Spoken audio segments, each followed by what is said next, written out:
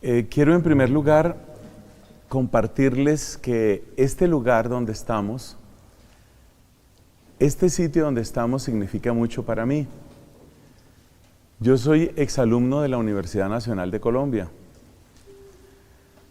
Una vez que terminé mi bachillerato, ingresé a esta universidad y aquí estuve desde febrero de 1982 hasta noviembre de 1984, unos 3 años. No terminé mi carrera. Yo estaba estudiando física pura en el Departamento de Física y Matemáticas que pertenece a la Facultad de Ciencias. Y quiero contarles que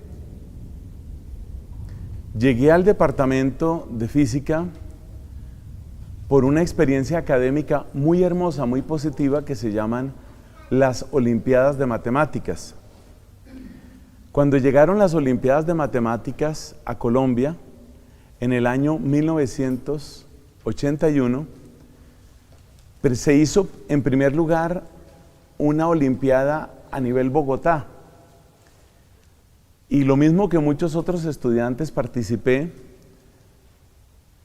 Dios en su generosidad me permitió un desempeño muy bueno, realmente muy bueno, porque de hecho tuve el primer puesto en la Olimpiada de Matemáticas de 1981. Formé parte entonces del equipo colombiano que representaba por primera vez al país en la Olimpiada Internacional de Matemáticas, que fue en la ciudad de Washington en ese año. El año siguiente participé en la Olimpiada Internacional de Hungría, porque de nuevo se hicieron eliminatorias en Colombia y de nuevo, bendito sea Dios, el desempeño fue muy alto y por eso formé parte del equipo colombiano que fue a representar al país a Hungría. Estos altos desempeños académicos realmente me llenaron de alegría, pero no solamente de alegría. Cuando yo recuerdo esos tiempos, de inmediato lo que surge en mí es lo que ustedes acaban de escuchar: alabanza a Dios. Pero tristemente en aquella época esa no fue mi reacción. La verdad es que el corazón humano es tan frágil y es tan fácil caer en la vanidad. No solamente yo, sino que también mis papás se sintieron muy gratamente impresionados de tener más o menos como hijo genio, que había ganado 2 veces la Olimpiada Colombiana de Matemáticas en años seguidos y que pues había viajado a Estados Unidos y Europa. En nuestra cultura esas cosas pesan mucho. Yo tenía en ese momento, cuando la Olimpiada de Hungría, yo tenía 17 años de edad, y cuando la Olimpiada de Washington tenía 16. Pero un año antes de que empezara toda esta historia de Olimpiadas, el Señor me había hecho un llamado. Cuando yo tenía solo 15 años de edad, en un grupo de oración de la Renovación Carismática, con cantos que todavía suenan, por ahí sonaron algunos que yo todavía reconozco, y hay otras producciones muy bonitas recientes. En un grupo de oración de la Renovación Carismática, yo recibí un llamado muy hermoso, el llamado a ser sacerdote. Yo tenía 15 años cuando por primera vez el Señor, a través del grupo de oración, me llamó a servirlo. Y con plena conciencia, a los 15 años yo me di cuenta que lo más bello que se podía hacer en esta tierra era sacerdote de Cristo, y me di cuenta que el Señor quería que yo fuera sacerdote. Pero un año después vinieron todas estas maravillas académicas y todas estas olimpiadas, y la verdad es que a mí me pasó lo que dice la parábola del sembrador. Ustedes recuerdan que hubo una semilla que cayó entre zarzas, y dice Jesús: crecieron las zarzas y ahogaron la semilla. Eso le pasó a mi vocación. No es culpa de la física, no es culpa de la matemática, no es culpa de la universidad, es simplemente mi realidad. Y mi realidad es que quedé tan fascinado por la ciencia que de una manera insensible me fui apartando de la oración, me fui apartando de los grupos, me fui apartando de la Biblia, le di la espalda a todo lo que significaba Dios en mi vida. La realidad es esa, que yo le di la espalda. Y pues como les digo, la familia estaba fascinada conmigo, sobre todo mis papás pues contentísimos con que el muchachito pues es una maravilla. Después del primer semestre yo estuve becado todo el tiempo aquí en la universidad, es decir, los desempeños altos seguían, y con esos desempeños altos pues también seguía esa sensación de que yo tenía que ser algo grande y tenía que ser alguien grande en el mundo de la ciencia. Esa sensación, yo hoy lo miro, yo diría con terror, porque me parece muy triste la manera como uno puede alejarse de la luz que una vez ha conocido. Yo no puedo decir que yo no conocía al Señor, mi hogar muy católico, pero atención, los mismos papás que me habían enseñado la fe y que me habían llevado a los grupos, eran los mismos papás que se sentían tan orgullosos de mis resultados en física y en matemáticas, que ellos mismos no querían otra cosa sino que yo siguiera cosechando triunfos. O sea que ahí también hay una enseñanza. Atención papás, ¿cuáles son sus prioridades? Y los que van a ser papás. Entonces yo me aparté de misa, oración, Biblia, grupos, y mi única preocupación era avanzar y tener gran desarrollo, porque claro, esta gente de Olimpiadas de Matemáticas muy pronto me contrató para que yo sirviera de entrenador a otros equipos, de modo que yo era todavía menor de edad y ya estaba pues ganando algún dinero, no era millones, pero estaba ganando algún dinero, ya tenía un empleo y tenía un futuro amplio, y a medida que iba avanzando aquí en la universidad pues se iban abriendo puertas. En aquella época el departamento de física tenía, no sé cómo está la situación ahora, quizás está igual, mejor, peor, yo no lo sé. El departamento de física tenía muy buenos contactos con Europa, especialmente con la gente que trabajaba en centros y grupos de investigación de física de partículas, que era lo que a mí me atraía. A mí me atraía el tema de encontrar esas leyes básicas.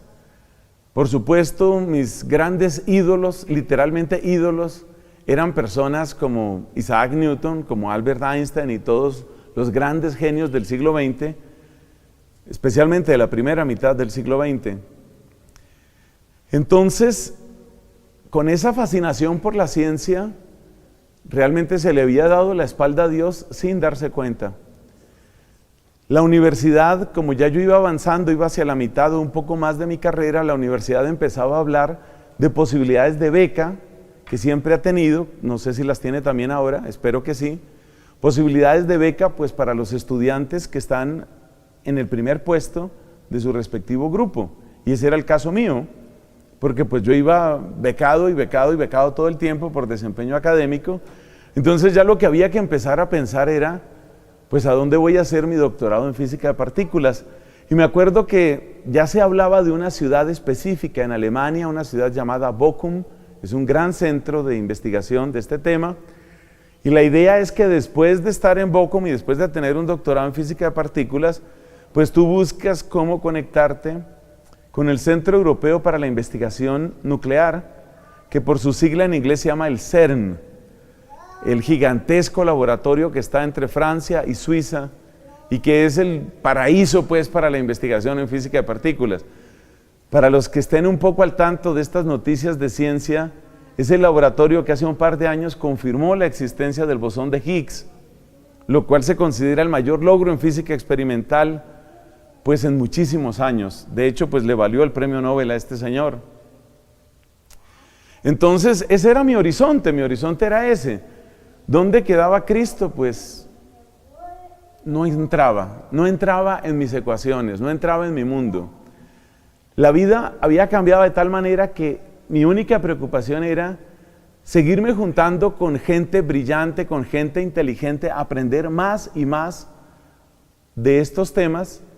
Y quien quita, pues si por 2 veces he tenido el primer puesto en Colombia en Olimpiadas de Matemáticas, y si la Universidad Nacional dice que soy un gran estudiante y la Universidad Nacional tiene un nivel altísimo en ciencia, pues quien quita, pueden suceder maravillas. ¿Qué tal un Nobel para Colombia? Claro, eso suena una cosa chistosa, por lo menos a mí me parece chistoso, pero cuando uno tiene 18, 19 años y cuando uno siente que puede comerse el mundo de 2 bocados, uno piensa así, uno piensa, cosas grandes me esperan. Tuve muy buenos docentes, realmente hay gente muy buena en esta universidad. Especialmente recuerdo con gratitud a muy buenas profesoras que tuve. Y hay 2 experiencias que tuve con 2 profesoras, ambas de muy alta calidad académica y humana, que realmente me marcaron bastante. Una de ellas estaba dirigiendo aquí en Colombia, estaba dirigiendo o ayudando en la dirección de una tesis, supongo yo que era una maestría o algo así, y yo fui estudiante de ella. Ella daba en esa época física 3, física de ondas, y recuerdo muy bien que era de las personas que de alguna manera se había convertido como en madrina mía. Esas personas que ven un estudiante y dicen, hombre, este muchacho merece gastarle tiempo. Ella fue siempre muy correcta y muy buena con muchas personas, entre otras conmigo. Bueno, esta señora una vez me atendió en su oficina precisamente para hablar de estos temas, de qué se podía hacer con tanto nivel de ciencia, y Alemania y el CERN y dónde se va a investigar, todas esas cosas que en ese momento eran mi mundo. Y sucedió una cosa que hoy digo fue absolutamente providencial. Yo entré a la oficina de ella y nos pusimos a hablar de estos temas, y claro, yo sentía que me estaban como dibujando la tierra prometida, más o menos, ¿no? Esto es bellísimo, esto es grandísimo. Pero mientras estábamos hablando, alguien más necesitó la atención de esta señora, de esta profesora, que tenía indudablemente muchos conocimientos. Era un muchacho, nunca supe su nombre, pero el hecho de que él hubiera tocado la puerta en ese momento fue muy importante. Ese muchacho estaba trabajando en una investigación sobre el vacío desde el punto de vista de la física. O sea, era un investigador del vacío, eso era lo que iba a estudiar. Y el problema que él comentaba con la profesora era sobre cuál es el número mínimo de dimensiones que se necesitan para explicar los fenómenos de aparición y desaparición cuántica en el vacío. Esa conversación fue hace como 30 años y la recuerdo porque es que me marcó.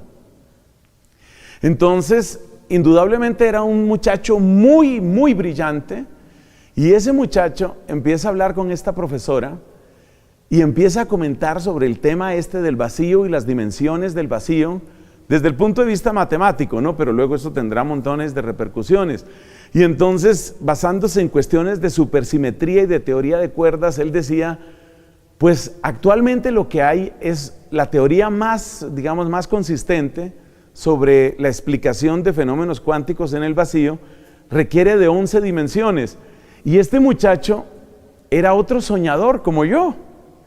O sea, yo por un momento me pude ver en una persona distinta.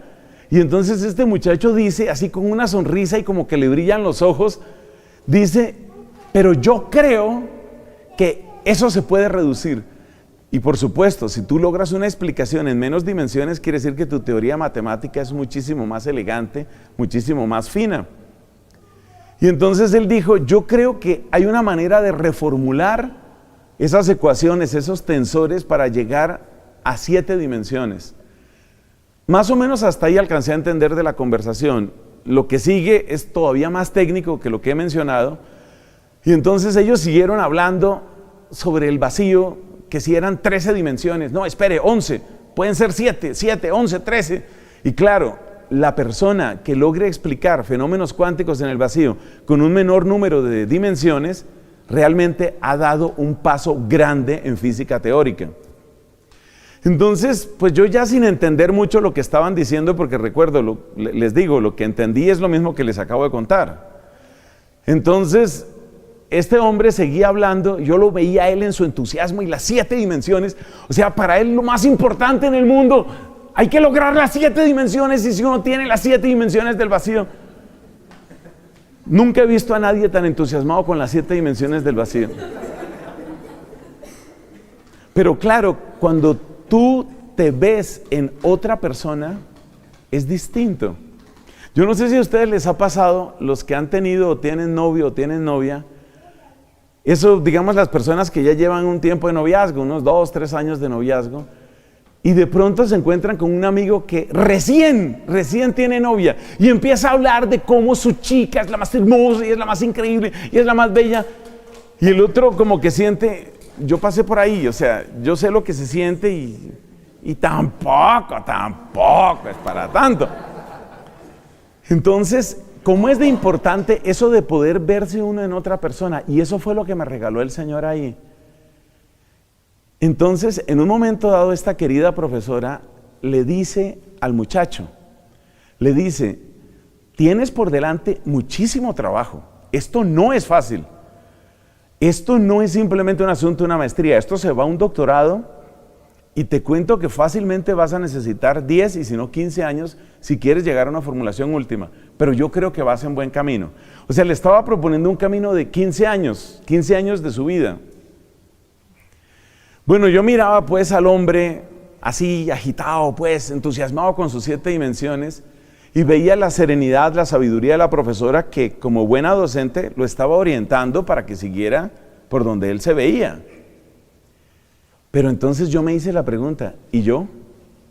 ¿Yo me veo en eso? Evidentemente, parte del entusiasmo del muchacho de las 7 dimensiones del vacío es porque había un resultado previo. O sea, no hacía mucho un científico, será en Australia, será en Canadá, será en Sudáfrica o donde sea, un científico había demostrado que se podía pasar, por ejemplo, de 17 a 11. Y eso todo el mundo lo había visto dentro del mundillo, pues, de la ciencia. Todos lo habían visto como, wow, notable. Por un momento como que me cruzó, a la manera de un relámpago, me cruzó una idea por la cabeza. ¿Eso vale 15 años de mi vida?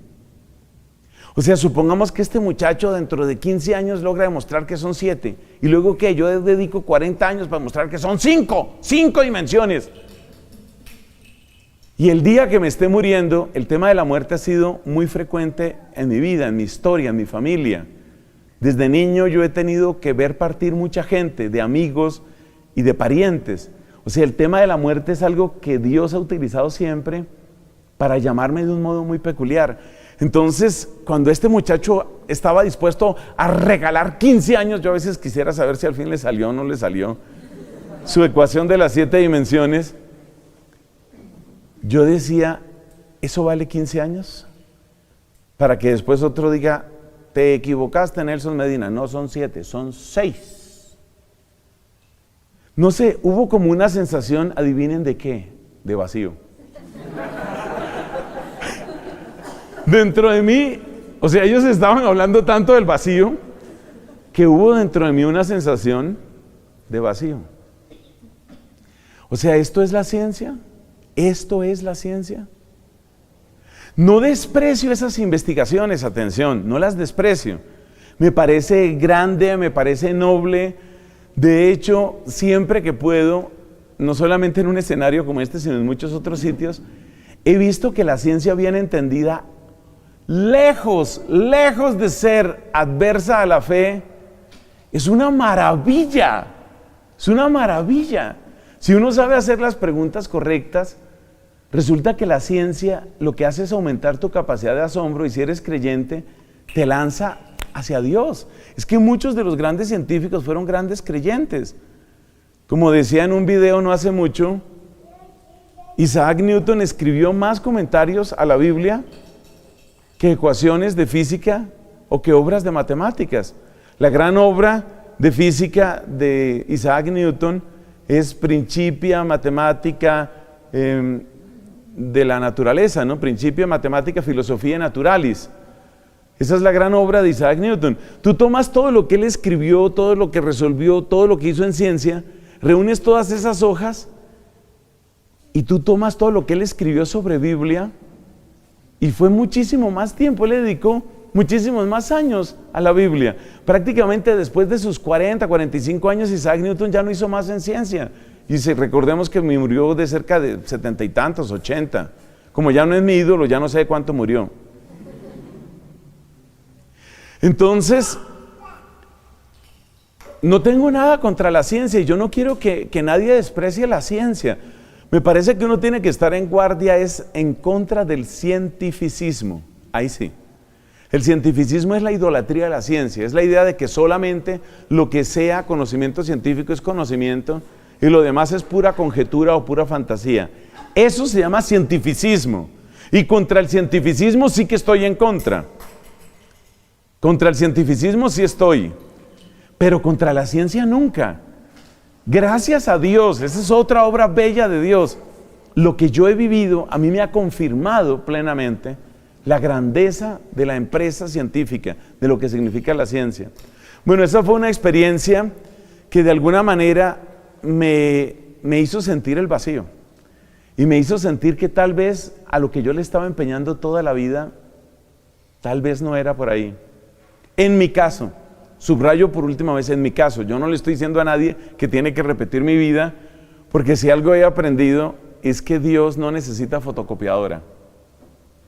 Dios no hace santos ni en impresoras 3D, ni mucho menos en fotocopias. Cada uno de nosotros es una obra preciosa y Dios se da el lujo de no repetirse. Ahora bien, ¿cuál fue la segunda experiencia? Porque todavía no hemos llegado a por qué esta capilla, ¿no? ¿Cuál fue la segunda experiencia? La segunda experiencia fue mucho más extraña, mucho más loca. Y creo que la palabra loca cabe. La otra experiencia, ¿cuál fue? Resulta que pues yo seguía mis estudios de física y llegamos a una materia, yo diría la primera materia que era absolutamente nueva si comparo con lo que uno ve en un bachillerato promedio. Esa materia era mecánica analítica. Básicamente, como sabrán los estudiantes de ingeniería o los estudiantes de ciencia, la mecánica analítica empieza a funcionar con unos criterios diferentes, porque ya lo que vale ahí no es en primer lugar lo que perceptualmente uno recibe como espacio o como tiempo, sino lo que interesa en la mecánica analítica es establecer lo que allá se llaman parámetros o dimensiones. Es una manera, es algo así como un nivel abstracto, un nivel algebraico, de modo que lo que es el álgebra, la aritmética, eso es la mecánica analítica a la mecánica tradicional. O sea, una materia interesante y de nuevo, gracias a Dios, muy buenos docentes, en este caso también era una profesora. Entonces ella empezó a contarnos cómo se podía hacer una cosa que se llama parametrizar, cómo podemos empezar a cambiar dimensionalmente sin necesariamente seguir las líneas del espacio o del tiempo. Bueno, ella empezó a explicar eso, me pareció absolutamente original y absolutamente interesante, pero resulta que como es una materia tan nueva y esta mujer era una gran docente, no sé si sigue enseñando, era una gran docente, entonces ella no quería simplemente presentar su tema, sino que ella quería que los estudiantes, por decirlo así, no se quedaran. Entonces nos daba un ejemplo, entonces nos decía, por ejemplo, vamos a hablar de lo que es el movimiento pendular. Entonces usted puede estudiar el movimiento pendular en términos de cuál es la posición que tiene ese péndulo, que tiene ese objeto, ese peso, la posición de ese objeto y su lugar en un determinado tiempo. Así nos explicaba. Eso es lo que haría la mecánica, llamémoslo así, clásica. Pero dice, usted lo puede parametrizar de otra manera. Por ejemplo, usted puede tomar como una variable el ángulo que está formando el péndulo con la vertical. Y así nos daba ejemplos y nos daba ejemplos de parametrizaciones. Y claro, ustedes sitúense por favor en una persona más bien vanidosa, más todo lo que me pueda quedar, Dios me ayude y me libre, una persona más bien arrogante, o sea, una persona de esas antipáticas que uno no quiere tener cerca, ese soy yo. Una de esas personas que se siente, como dicen en algunos lugares de Colombia, sobrado. Entonces, ¿qué pasó? Que cuando ya llevábamos 2 o 3 clases con ejemplos de parametrizaciones y cambios de dimensiones, pues ya yo estaba como harto con el asunto. Hoy entiendo que esa profesora estaba haciendo lo mejor que tenía que haber hecho, que era preocuparse de que todo el salón, todo el grupo, estuviera entendiendo bien las cosas para que la clase fuera productiva. Pero resulta que el impaciente de Nelson Medina, pues empezaba a aburrirse en ese asunto, y entonces ya yo empezaba a hacer dibujitos, a hacer triquis, a hacer caritas ahí en el cuaderno. Y en medio de ese aburrimiento y en medio de ese cansancio, llegó un momento en el que llegó a mi corazón un deseo absolutamente irracional. Imagínate que en un momento dado empiezo yo a sentir el deseo de ver a la Virgen María. Situémonos, yo no usaba hábito en esa época. Situémonos, yo no iba a misa. Situémonos, yo no rezaba, yo no me reunía con nadie, yo no iba a grupos de oración. Dios en ese momento, y esto me da dolor decirlo, pero que sirva como confesión de mis pecados, Dios en ese momento era solamente parte de mi pasado. Dios significaba solamente mi pasado. Era todo lo que significaba. Era algo que había quedado en el pasado. Yo lo he dicho varias veces. Realmente yo estuve tan cerca del borde de ser ateo, que sin que yo lo justifique, yo entiendo a tanto científico ateo. Cuando veo a esos científicos, incluyendo un Richard Dawkins, incluyendo un Peter Singer, incluyendo un Daniel Dennett, cuando yo veo esos que son como jinetes del ateísmo, que consideran que lo primero que hay que hacer para empezar a hacer ciencia es despedirse de la fe, algo dentro de mí los comprende, algo dentro de mí entiende lo que esas personas han vivido, algo dentro de mí sabe, yo hubiera podido ser esa persona, yo estuve muy cerca de ser exactamente esa persona. Uno de los científicos más reconocidos en tiempos recientes aquí en nuestro país, Colombia, es Rodolfo Ginás, neurólogo, investigador, médico, en fin, un hombre polifacético, indudablemente brillante. Este hombre, con toda su capacidad, no pierde oportunidad cada vez que visita Colombia para decir: lo primero que hay que hacer para que Colombia progrese es sacudirse el colonialismo católico, hay que sacudirse la fe, hay que despedirse de la fe. Y me da mucho dolor, mucho dolor, pero al mismo tiempo con humildad digo, yo hubiera podido ser exactamente un Rodolfo Ginás, exactamente lo que ese hombre es. Ese hubiera podido ser yo. Pero resulta que en una mañana allá en el departamento, yo todavía puedo llegar al departamento de física, si no lo han movido. Departamento de física de la Facultad de Ciencias de la Universidad Nacional de Colombia, en un salón, y yo le puedo decir en qué salón porque esas cosas no se olvidan. Yo sentí un impulso irracional que me daba extrañeza, perplejidad y casi rabia. ¿Por qué quiero ver a la Virgen? ¿Qué tiene que ver la Virgen María en esto? Entonces yo despedí ese pensamiento más o menos como mi cerebro está demasiado cansado, demasiado aburrido. Se cancela. Pero luego volvía ese pensamiento. El primer piso de ese edificio del departamento de física son laboratorios. Y si usted camina por este primer piso, pues ahí está la parte de circuitos y la parte de ondas y la parte de frío, de bajas temperaturas. Y yo caminaba por esos corredores y volvía a mi pensamiento: qué bonito sería ver un día a la Virgen. Y volvía y me sacudía y decía: ¿para qué está pasando conmigo? Pero era que no se me quitaba esa idea. Qué bonito sería ver a la Virgen, qué bueno ver a la Virgen María. Mira, era una idea que yo no la producía, era una idea que yo la rechazaba, era una idea que yo la asociaba con un pasado que ya no era mi vida, que ya no era mi presente.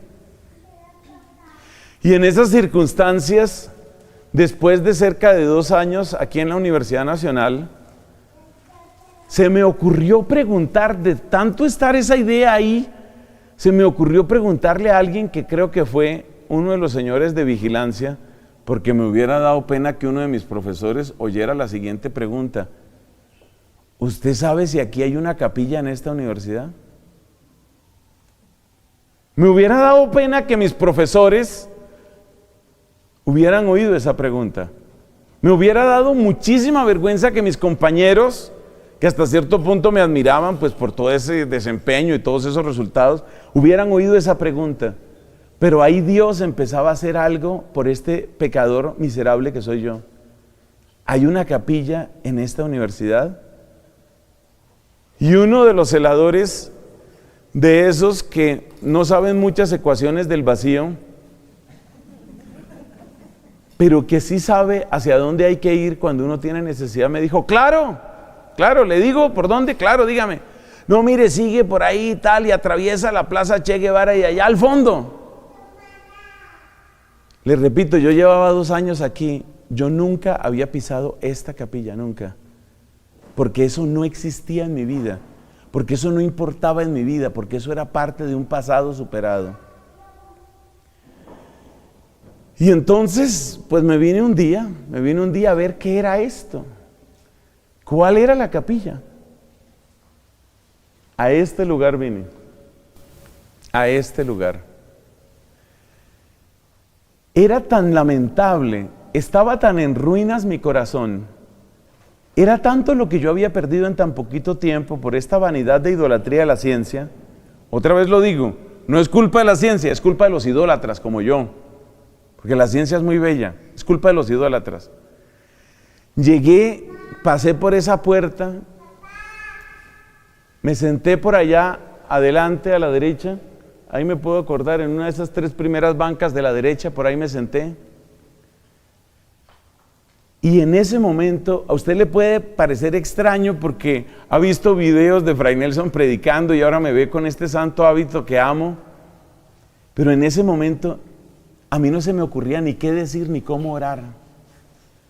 En ese momento yo había llegado a un nivel tal de desconexión que yo no sabía ni cómo orar. Y a mí me asombra la paciencia y la misericordia de Dios, y lo que dice 1 Timoteo capítulo 1, allí donde está el testimonio de San Pablo, yo lo aplico a mi vida. Dios ha querido mostrar en mí toda su paciencia. El primero de los pecadores soy yo, dice San Pablo, y es el único versículo que yo le contradigo. No, Señor, el primero soy yo. El primero de los pecadores soy yo, dice San Pablo.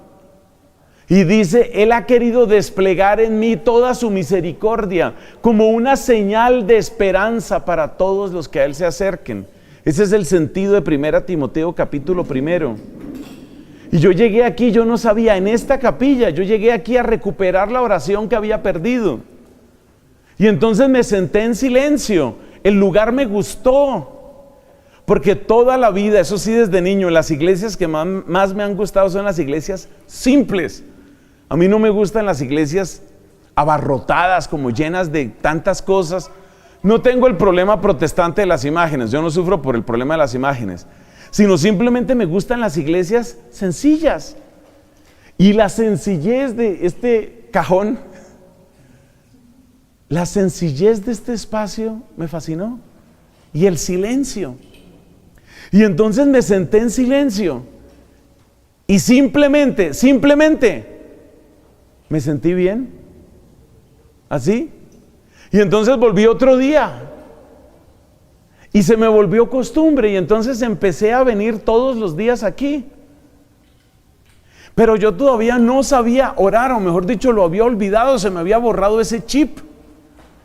Se me había borrado el chip de la oración. Esto es increíble, esto me avergüenza decirlo, pero tengo que decirlo para que se vea, por una parte, qué tan fácil es perder a Dios, y por otra parte, cuán preciosos somos para Dios, cómo Él hace todo por recuperarnos. Entonces yo me sentaba ahí y ¿sabe qué ejercicio se me ocurría? Yo me ponía a recordar. Yo no rezaba ni Padres Nuestros, ni Ave Marías, ni leía salmos. Después veo la grandeza del Santo Rosario, que es parte de nuestro hábito dominicano. Después he visto la grandeza de los salmos, pero en ese momento yo lo único que hacía era ponerme a acordarme del día, lo que había hecho en las últimas 24 horas. Pero ese ejercicio fue bendito también, porque para mí era como sacar una cámara y como empezar a ver qué clase de persona yo había sido. Y cuando yo empecé a verme así, empecé a ver lo ridículo que era en tantas cosas, lo vanidoso, lo egoísta, lo completamente centrado en mi mundo. Y luego muchas veces al predicarle a jóvenes universitarios yo les digo, mire, el pecado principal del universitario no es la droga, no es el sexo, no es el trago, así ustedes caigan en eso. Tal vez ese no es el peor pecado del universitario. El peor pecado del estudiante universitario es el egoísmo. Solo construye su vida para él y lo que yo voy a hacer y lo que yo voy a conseguir. En mi caso personal ni siquiera el dinero me interesaba mucho, lo mío era la honra, la fama. Eso era lo que a mí me interesaba, llegar a ser el científico súper famoso. Eso era lo que a mí me interesaba en ese momento. Pero es pura idolatría. Y entonces yo empezaba, ¿qué era lo que yo estaba haciendo ahí? Como una especie de exámenes de conciencia. Y empecé a ver lo ridículo que yo era. Empecé a ver que efectivamente era una persona ridícula. Se juntaron las dos experiencias, ¿no? Lo del vacío de las 7 dimensiones y lo de la Virgen, que finalmente no vi ninguna Virgen, pero la Virgen me trajo acá. Y para mí eso es María. Ella siempre es así. ¡Qué mujer esa! No se queda con nada. ¡Qué capacidad de amor para traernos siempre hacia su Hijo! En mis visitas a la capilla, un día resulta que va saliendo un padre a celebrar misa. Y yo estaba ahí, yo no había ido a misa. O mejor dicho, la razón de mi presencia no era la misa. Pero empezó la misa y entonces, bueno, pues yo me quedé a la misa. Fíjate Dios cómo me iba rescatando poco a poco. O sea, yo digo, ¿cuánto me amó? ¿Cómo me esperó? Por eso yo tengo que creer en un Dios grande. Yo tengo que creer en un Dios compasivo porque Él fue así conmigo. Y empieza la misa. Bueno, pues todo bien. Me acuerdo que esas misas eran cantadas con el fantástico órgano que tiene esta capilla, que suena fantástico, para mi gusto. Me encanta. Entonces misa acompañada de órgano y tal. Bueno, bien la misa. Leen el Evangelio, el padre lee el Evangelio, el padre empieza a predicar, la homilía es un desastre. La homilía es un desastre, es decir, no se entendía. O sea, así son los curas, pues. No saben ni dónde empiezan, ni qué vueltas dan, ni saben dónde acabar. Qué cosa tan confusa. Claro, yo llevaba todo ese rezago de lógica pura matemática. Yo estaba acostumbrado a que cuando alguien me va a demostrar un teorema, no debe sobrar ni una sola palabra. Esos eran los estándares que habíamos cultivado en las Olimpiadas de Matemáticas y de Física. Cuando usted vaya a demostrar un teorema, usted debe hacerlo de tal manera que no sobre ni una palabra. Y empieza este padre a hablar y hablaba y se devolvía y seguía y subía y bajaba. O sea, el padre, realmente la predicación no me gustó ni poquito, pero había algo en ese sacerdote. Había algo en ese sacerdote.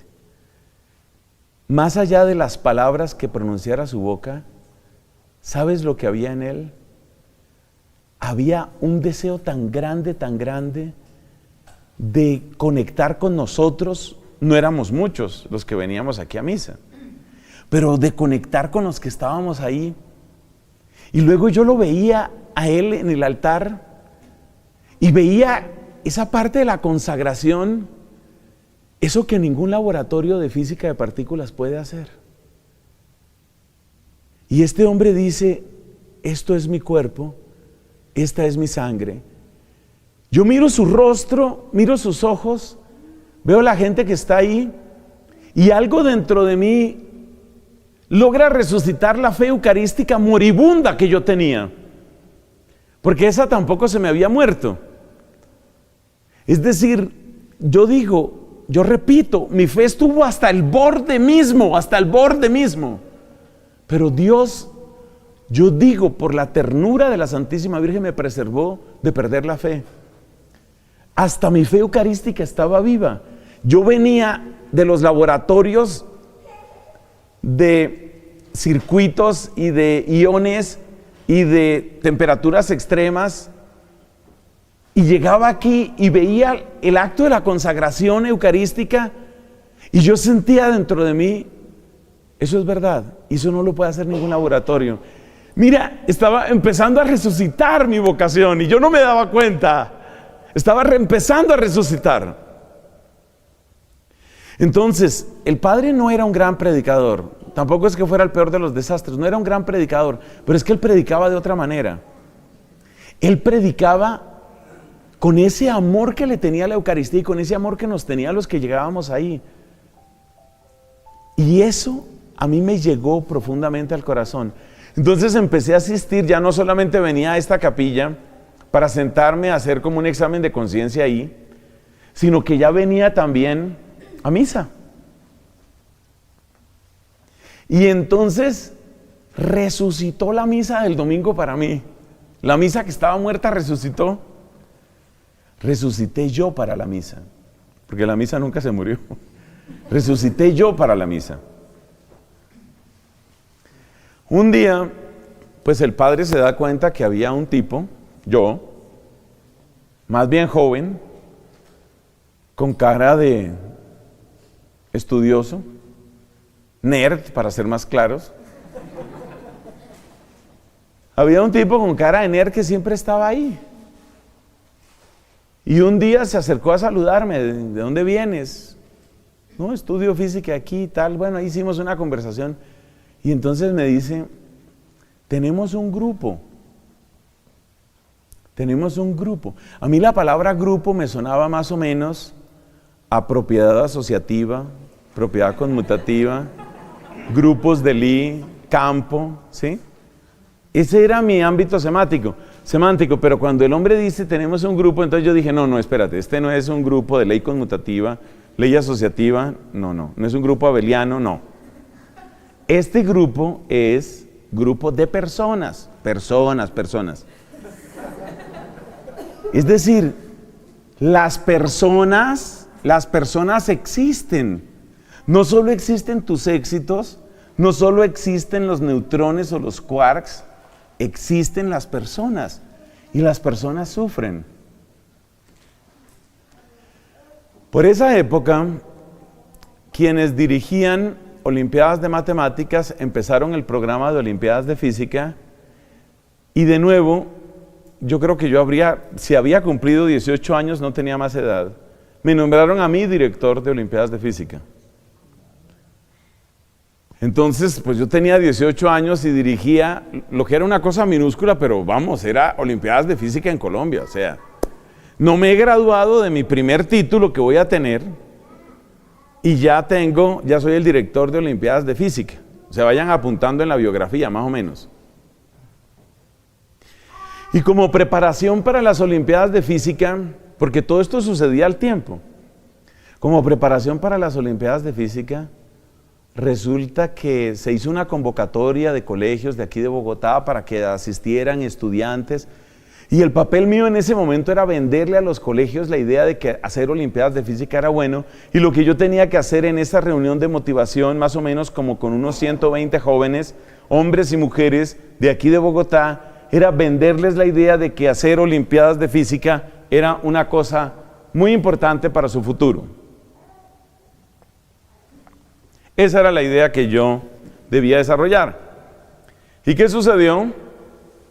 Que efectivamente, de muchos de los colegios de más alto desempeño en el ICFES, que era lo que usábamos en esa época, las pruebas de estado, en muchos de los colegios con más alto desempeño, colegios bilingües, colegios trilingües, colegios, mejor dicho, los grandes colegios, aparecen esos muchachos y muchachas y nos reunimos para hablar de Olimpiadas de Física. Y entonces, este amigo que les está hablando ahora a ustedes, ahí tenía que vender la idea de las Olimpiadas de Física. ¿Cómo se hace esa venta? Pues usted plantea problemas interesantes y les hace ver que eso es divertido, que eso es interesante y que eso puede abrirle puertas en su futuro. Esa era la idea. Muy bien, todo muy claro. Les propuse un cierto problema y también esas cosas se le graban a uno. Me acuerdo mucho que era un problema de poleas complejas, o sea, una polea y uno de los lados va a dar a otra polea y así sucesivamente. Entonces les propuse un problema que yo estimaba muy interesante para jóvenes que no eran bachilleres todavía y que debían analizar ese tipo de situación para ir detectando cuáles son los mejores talentos. Entonces les pongo yo ese problema a ellos y empiezan a trabajar en el problema con los datos que yo les había dado y doblados pues sobre sus pupitres, esos muchachos y muchachas escribían ecuaciones, borraban, tachaban, rompían la hoja, empezaban otra vez a ver quién podía, porque es una competencia finalmente, quién podía resolver el problema interesante que el profesor de 18 años les había planteado. Y mientras ellos estaban en eso, llega una inspiración a mi corazón, llega una inspiración a mi mente. Porque yo ya había descubierto que no solo existen electrones, positrones, quarks, neutrinos y por supuesto 11 dimensiones del vacío mientras no se demuestre lo contrario. Yo no había aprendido solamente eso, ya gracias a la Universidad Nacional, gracias a la capilla y gracias a la misa y gracias al sacerdote había aprendido otra cosa. ¿Qué había aprendido? Existen personas, existen historias, existen dolores. Entonces yo me quedé mirando a estos muchachos y a estas niñas mientras estaban trabajando y pues uno, digamos, uno tonto no es, uno ve en esas caras muchas cosas. No eran rostros felices, no. Muchos de ellos tenían unas huellas, unas ojeras tan extrañas para la edad en la que estaban. Muchos de ellos tenían los ojos inyectados como persona que se droga, no sabré si lo hacían o no. Pero sobre todo eso, no había paz, no había alegría, no había humildad, no había amistad. Cada uno de ellos solamente estaba pensando en, si yo me gano la primera olimpiada de física, yo podré ser como el tonto ese que nos pusieron ahí de monitor. Eso era lo que ellos estaban pensando. Entonces yo vi eso y pienso que fue un regalo del Señor esta frase: tantos problemas que tienen estos muchachos y yo poniéndoles más. Fue una cosa muy rara porque yo estoy seguro que muchos jóvenes en esa situación hubieran sentido: se me están dando las cosas, las puertas se están abriendo, ya tengo trabajo, ya estoy ganando plata, ya estoy creciendo y después viene mi doctorado y tengo el mundo agarrado a dos manos. Pero lo que había dentro de mí cada vez más era: esto no puede ser, esto no puede ser, esto no puede ser. Entonces el padre aquí me siguió insistiendo con el grupo, un grupo que era un poco más pequeño que este grupo que veo hoy. ¿Cómo me alegra verlos aquí? ¿Cómo me alegra volver a este sitio? Un grupo, y muchos de ellos eran jóvenes y también había unas personas mayores, no tan mayores como ellos, pero sí había algunas personas mayores. ¿Y qué hacíamos en el grupo? Hacíamos oración, leíamos la Biblia, a veces rezábamos el rosario. Y un día habla el padre: bueno, llegó Cuaresma. La iglesia recomienda siempre la confesión en Cuaresma. Yo no sé cuánto tiempo llevaba yo sin confesarme, no tengo ni idea. Pero este padre, que no tenía el don de la predicación, yo creo que sí tenía un gran don de amor. O sea, lo atraía a uno. Y yo por eso digo, realmente Dios nos necesita a todos y cada persona tiene el don que Dios quiere para esa persona. Y cada persona tiene que aprender a conocer, a valorar y agradecer los dones que Dios le haya dado. Porque Dios, repito, no hace fotocopias y cada uno de nosotros ha sido hecho con amor, ha sido redimido con amor. Y con amor tiene también un lugar en el cielo junto a Cristo Jesús. Entonces, el Padre nos invita a la confesión. Confesión. Pues sí, me voy a confesar. Y a partir de ahí empieza a desarrollarse algo grande, algo grande. En el grupo también cantábamos, en el grupo de aquí también cantábamos. No era ese grupo tan carismático como veo que son ustedes, y me alegra mucho lo que el Señor hace en ustedes. Entonces yo me apegué mucho al Minuto de Dios porque pues es epicentro de la renovación carismática en muchas cosas en Bogotá.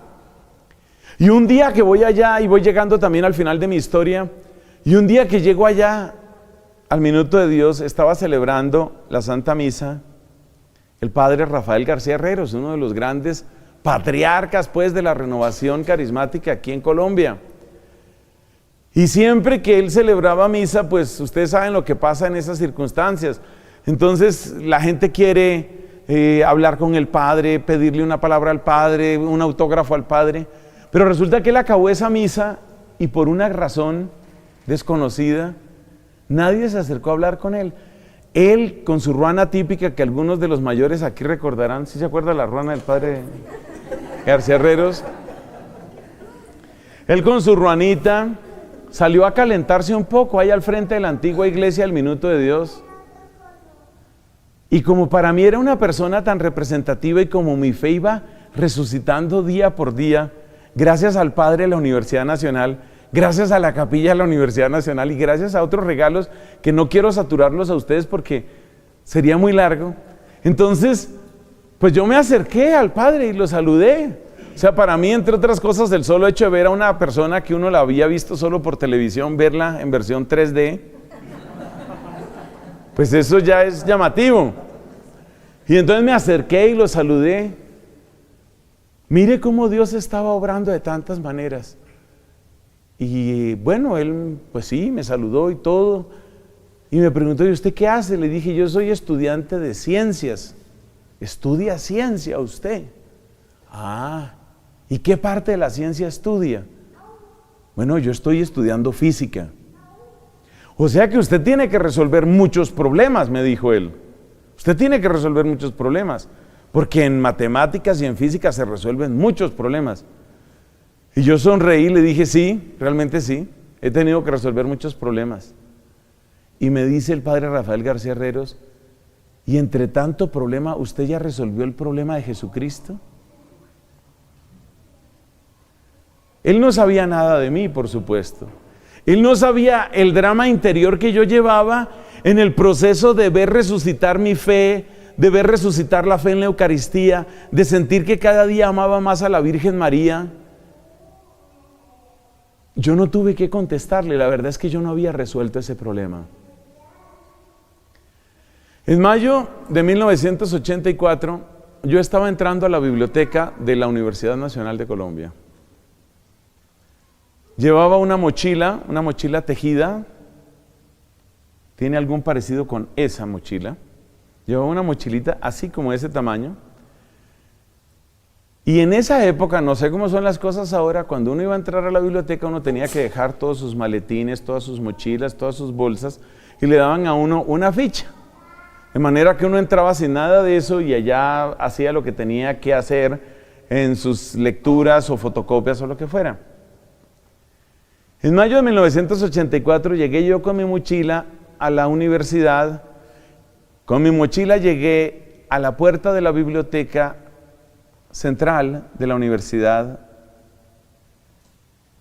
Entregué mi mochila. Esas escenas no se olvidan. La persona que me atendía, un señor que me atendía, pues hizo lo que tenía que hacer, recogió la mochila, la puso en uno de esos pequeños cajones, recogió el número con la ficha para mí, se devolvió y en el momento en el que la ficha toca mi mano, suena una explosión salvaje. Una cosa que yo no había oído en mi vida. Después de esa explosión, un silencio total. Y después de unos breves segundos de silencio, empiezan a sonar los vidrios que caen de las partes altas de los edificios. Algunos habían llevado un camión de gaseosas a la plaza que tiene otro nombre, pero todo el mundo la conoce como Plaza Che Guevara. Y este camión lo habían hecho estallar, el tanque de gasolina de este camión lo habían hecho estallar como a unos 30, 40 metros de la entrada de la biblioteca donde yo acababa de entrar. Por eso los vidrios que cayeron fueron vidrios de la biblioteca y vidrios de los edificios que quedan ahí, incluyendo algunos del auditorio. El hombre cuando oyó la explosión, no cruzó una palabra, se devolvió con su ficha, me devolvió la mochila porque él sabía lo que iba a suceder, iban a desocupar la biblioteca inmediatamente. Yo salí con mi mochila, vi el camión que estaba ardiendo, unas personas empezaban a gritar consignas revolucionarias cerca del camión. Yo había recibido instrucciones y tenía acuerdos con mis papás de qué había que hacer en esa época. Uno no llamaba por celular en esa época. No había celulares, es 1984. ¿Qué había que tener en el bolsillo? Monedas de a peso. Y uno salía con su monedita de a peso, buscaba un teléfono público, lo busqué por la 45 hacia arriba, alejándome lo más posible de la universidad, porque todos sabíamos lo que iba a suceder, un enfrentamiento brutal entre soldados o policía y los que habían hecho estallar el camión. Llamé a mi familia y les dije, acaba de suceder un atentado en la universidad, he salido ya de la universidad, estoy bien y voy para la casa. A raíz de ese atentado cerró la universidad. Ese cierre duró mucho tiempo. Quizás algunos de ustedes sean lo suficientemente mayores para recordarlo. Ese cierre duró muchos meses. Ese cierre era el último empujón que yo necesitaba, creo. Porque cuando cerró la universidad, cuando ya no podía ir a los laboratorios, que eran mi ídolo, cuando ya no podía seguir escuchando las clases fantásticas de mecánica analítica, me di cuenta que mi vida también podía ser otra. Que cambiar de vida no era una simple posibilidad, sino que era una realidad. Seguí trabajando en el tema de Olimpiadas un tiempo, pero ya era distinto. Ya para mí era una necesidad ir al Santísimo. Eso que está al fondo, y que cuando yo empecé a llegar a esta capilla, era simplemente una caja dorada, se convirtió en el centro de mi corazón. Eso se volvió el centro de mi corazón. Y no había lugar, ni hay lugar más importante que el altar y el sagrario. Entonces yo empecé a asistir a la misa con mucha frecuencia y a hacerle visita al Santísimo, especialmente en una parroquia que queda aquí muy cerca, en Nicolás de Federman. Ahí iba yo a hacer la adoración. Un día, mi corazón ya no pudo más. Yo ya no podía seguir. Ya no estaba dispuesto a apostarle 15 años a reducirle una dimensión al vacío. Tenía la idea, y la sigo teniendo, que en 15 años, aunque no entiendas el vacío cuántico, puedes ayudarle a muchas personas a que entiendan por qué se sienten vacías. Ya no podía más. Ya dije, no hay nada que hacer aquí. Entonces hablé con los papás, mis papás católicos, ¿no? Ojo, muy católicos. Y les dije, pues lo que había que decir. Voy a dejar la universidad. ¿Qué? Voy a dejar la universidad. Voy a dejar la universidad porque... ¿Ustedes se acuerdan que hace unos años yo hablé de ser sacerdote? Lejanamente se acordaban. También para ellos eso había desaparecido. ¿Se acuerdan que les dije hace unos años? Sí. Pues voy a ser sacerdote. En esa época yo no hablaba de si Dios quiere o eso, sino todavía tiene uno tantas cosas, es que la paciencia de Dios es infinita. Mi papá y mi mamá pusieron el grito en el cielo, mi pobre madre sufrió de una manera horrorosa. ¿Qué pasa con usted? Eso tanta rezadera y tanto grupo y tanta cosa. Usted no, lo que tiene es locura mística, usted lo que tiene es un cansancio en esa cabeza, tantas ecuaciones, al fin se le reventó algo por dentro.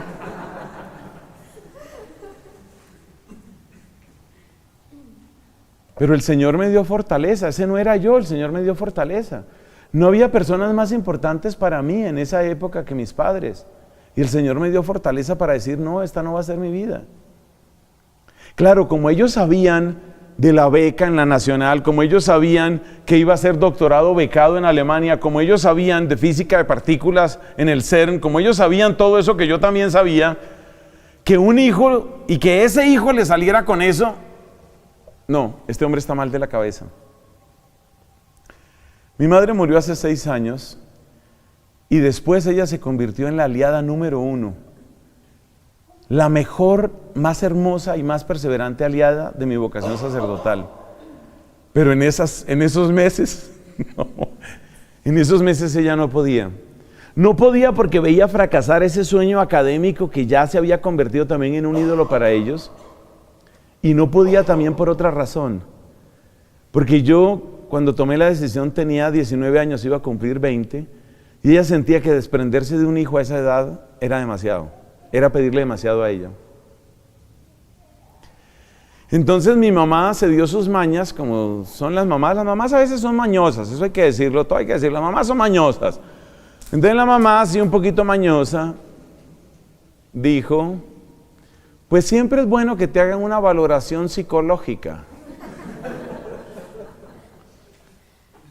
Y me llevaron donde un locólogo, donde un psicólogo. Y el psicólogo pues me examinó y me hizo preguntas y todo esto. Mi mamá esperaba con nerviosismo por ahí afuera.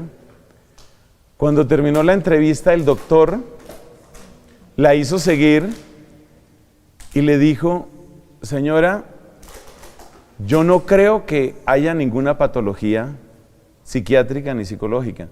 Simplemente estoy ante una persona que tiene una convicción sobre su vida. Mi pobre mamá bajó la mirada en derrota. Fue muy duro para ellos.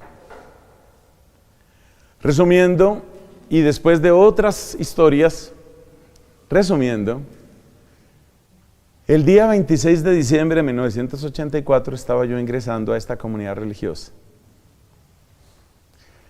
Pero a mí me quedó una pregunta.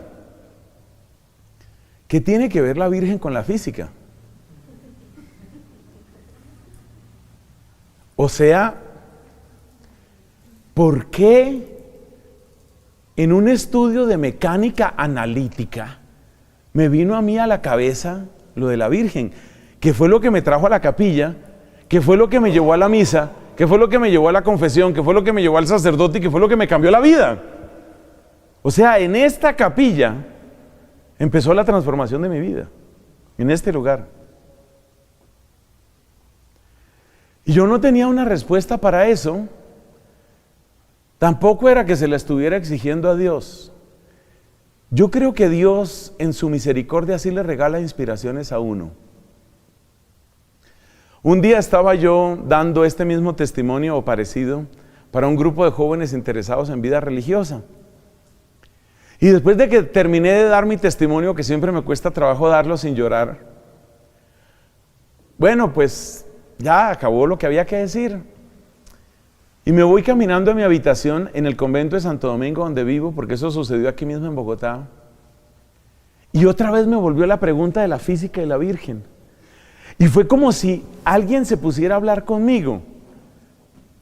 Y como si alguien, vamos a suponer, mi ángel de la guarda, se pusiera a hablar conmigo y me dijera, ¿tú por qué querías estudiar física? Entonces yo le respondí, yo no quería estudiar física para hacer dinero. ¿Me tentaba mucho la vanidad y la fama? Sí, eso sí. Pero incluso más allá de la vanidad y la fama me fascina lo de entender. El acto mismo de comprender me fascina. Y yo quería, a través de las leyes de la física, llegar a entender qué es lo realmente esencial y único en la constitución del universo. Yo quería comprender el universo. Y entonces esa voz que me habla me dice, ese camino es muy largo el que tú estabas siguiendo. Si tú quieres conocer el universo como lo pensó Dios, mira a María.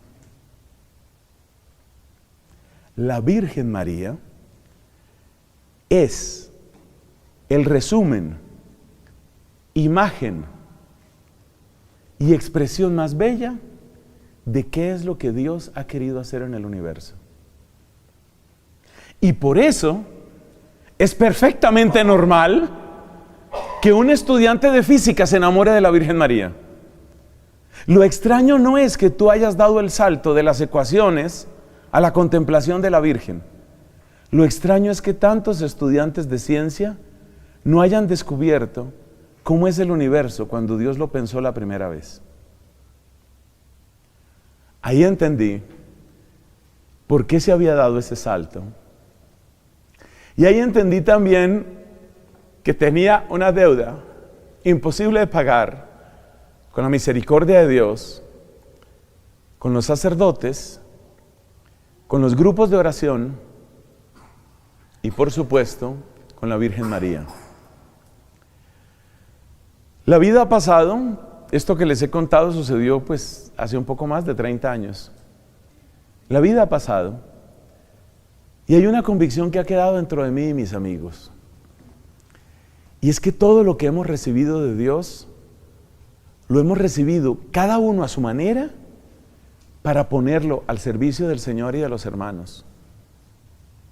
Hoy tengo la convicción de que si en el mundo hay personas enfermas y personas que estamos sanas, los que estamos sanos no somos mejores que los enfermos.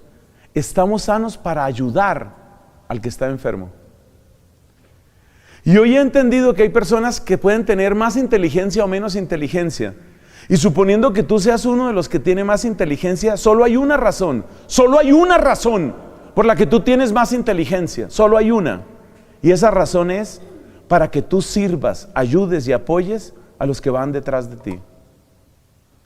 Y si tú eres más fuerte, es para ser bastón de los que son débiles. Y si tú tienes más riqueza, es para ser refugio, apoyo y expresión de la providencia divina para los que son pobres. Ese es el plan de Dios. Estas ideas me las ayudó a aclarar un gran papa llamado León XIII.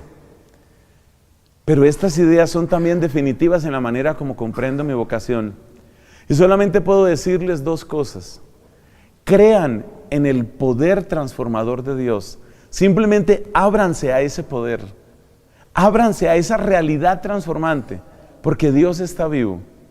Y segundo, todo lo bueno que acontezca en ustedes, no se olviden que es el motivo para darle la gloria al Señor y es el motivo para servir también a nuestros hermanos.